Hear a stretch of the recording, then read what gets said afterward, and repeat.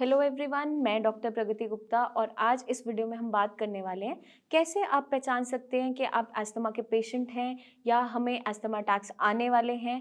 क्योंकि कुछ सिम्टम्स हमारे जो बहुत पेक्यूलियर होते हैं जिससे हम समझ सकते हैं कि हम अस्थमा के रोगी अब बन चुके हैं। क्योंकि नॉर्मली जो हम बात करते हैं कि सर्दी खांसी जुकाम हो रहा है, छाती में दर्द हो रहा है, बट ये नॉर्मल जो कफ एंड कोल्ड से कम्प्लीटली डिफरेंट होता है। क्योंकि कई बार जो देखने को मिलता है वो एलर्जिक रिएक्शन की वजह से भी मिलता है। कुछ एलर्जिक सिम्टम्स क्रिएट होने स्टार्ट हो जाते हैं बॉडी में जो एलर्जेंस की वजह से होते हैं। मतलब कि किसी भी पोलन से, डस्ट पार्टिकल से जब भी हम इनहेल करते हैं तो हमारा जो ब्रीदिंग पैसेज है उसकी नैरोइंग होनी स्टार्ट हो जाती है, जिसके कारण वहाँ पर इरिटेशन कॉज होनी स्टार्ट होती है, इन्फ्लेमेशन होनी स्टार्ट होती है। मतलब कि वहाँ पे सूजन आनी स्टार्ट हो जाती है, जिसके रिएक्शन से बहुत से सिम्टम्स क्रिएट होते हैं इन टर्म्स ऑफ कफ। जैसे कि हमें बहुत ज़्यादा खांसी आनी स्टार्ट हो जाती है और इतनी तेज़ खांसी उठती है कि जब तक बिल्कुल हम कफ को बाहर नहीं निकाल दे तब तक रिलीफ नहीं मिलता। स्पेशली एट नाइट टाइम ये सिम्टम्स देखने को ज़्यादा मिलते हैं, बट ऐसा नहीं है कि दिन में नहीं मिलते। Comparative to other patients, asthmatic patients की जो परेशानियां है वो रात के समय में ज़्यादा बढ़ जाती है, कोल्ड टेम्परेचर में बढ़ जाती है, मॉइस्चर में बढ़ जाती है, क्योंकि ये सारे के सारे इन चीज़ों को एग्रेवेट कर देते हैं।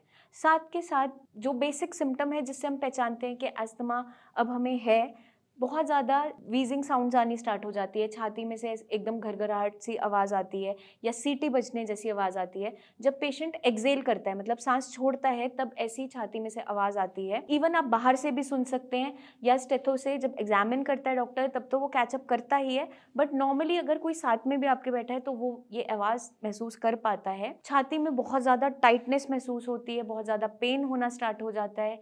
ये सारे के सारे सिम्टम्स हैं अस्थमा के। इन सिम्टम्स को प्रिवेंट करने के लिए हमें रूट कॉज को वहाँ से रिमूव करना ज़रूरी होता है। अगर आपको एलर्जी क्रिएट हो रही है किसी भी एलर्जन से, मतलब कि किसी भी सराउंडिंग की वजह से, चाहे वो स्मोक है, चाहे वो डस्ट है, चाहे वो पोलन ग्रेन है, चाहे पेट्स के हेयर की वजह से या किसी भी अगरबत्ती के फ्यूम की वजह से, स्मोकिंग की वजह से, तो वो सारे के सारे एलर्जन को रिमूव करना इम्पॉर्टेंट हो जाता है। क्योंकि जब हम रूट कॉज को रिमूव करते हैं तभी हमारे सिम्टम्स में आराम आना स्टार्ट होता है। अदरवाइज आप कितने भी इन्हेलर्स इस्तेमाल कर लीजिए, आप मास्क भी अगर यूज़ कर रहे हैं कुछ टाइम के लिए, तब भी कंप्लीटली आराम नहीं आता। एलर्जन से बचने के लिए हमें ब्रीदिंग पैसेज के अंदर उनको अंदर जाने ही नहीं देना है। उसके लिए बहुत से आयुर्वेदिक ऑयल्स आते हैं जो मदद करते हैं। साथ के साथ हम इंटरनली जो हमारी कफ को रिड्यूस करने वाली कुछ हर्ब्स रहती हैं उसका इस्तेमाल करते हैं। क्योंकि इन्फ्लेमेशन की वजह से जो हमें रिएक्शन देखने को मिलता है वो होता है कफिंग। कफिंग बहुत ज़्यादा स्टार्ट हो जाती है और पेशेंट की चेस्ट में एक्सट्रीम पेन होना स्टार्ट हो जाता है। उसको प्रिवेंट करने के लिए हमें अपनी इम्यूनिटी को इम्प्रूव करना इंपॉर्टेंट हो जाता है, जिसके अंदर इम्यूनो मॉड्यूलेटर्स बहुत अच्छा वर्क करते हैं जो हमारी इम्यूनिटी को इन्हांस करते हैं। अगर किसी को इम्यूनिटी उसकी लो हो रही है तो उसको नॉर्मल एक रेंज तक लाते हैं, या हाइपर सेंसिटिविटी क्रिएट हो रही है, किसी की इम्यूनिटी इतनी ज़्यादा हाइपर एक्टिव हो गई है कि वही नुकसान पहुंचा रही है, तो उसको भी मॉड्यूलेट करने में हेल्प करते हैं। इसके अंदर बहुत सी हमारी कुछ होम रेमेडीज़ आप कह लीजिए या आयुर्वेदिक हर्ब्स कह लीजिए, वो मदद करती हैं। सबसे पहले जो हमारी एक हर्ब है गिलोय, वो बहुत अच्छा काम करती है इम्यूनिटी को मॉड्यूलेट करने में। हमारी बॉडी में अगर कोई फीवरिश सिम्टम्स आ रहे हैं, क्योंकि जब भी कफ क्रिएट होगा, पेशेंट को छाती में दर्द महसूस होता है या फिर इन्फ्लेमेशन कॉज होती है, तो साथ में हमें फीवर देखने को मिल जाता है।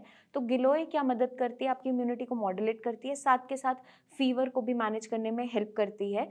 और हम अपनी डेली रूटीन के अंदर टर्मरिक को यूज़ कर सकते हैं, क्योंकि जितने भी एस्थमेटिक पेशेंट्स हैं वो मिल्क की कंजम्पशन ऐसे नहीं कर पाते क्योंकि कफ प्रोडक्शन बहुत ज़्यादा बढ़ जाती है। तो अगर हम मिल्क के अंदर टर्मरिक ऐड ऑन कर देते हैं तो वहाँ पे वो हेल्प करता है कफ को रिड्यूस करने में, साथ के साथ इम्यूनिटी को मॉड्यूलेट करने में भी मदद करता है। हम दालचीनी का इस्तेमाल कर सकते हैं, अपने खाने के अंदर यूज़ कर सकते हो, या ओवरनाइट छोटा सा बाग उसका सोक करके आप उस पानी को पी सकते हैं, या टी के फॉर्म में, हर्बल टी के फॉर्म में यूज़ कर सकते हैं।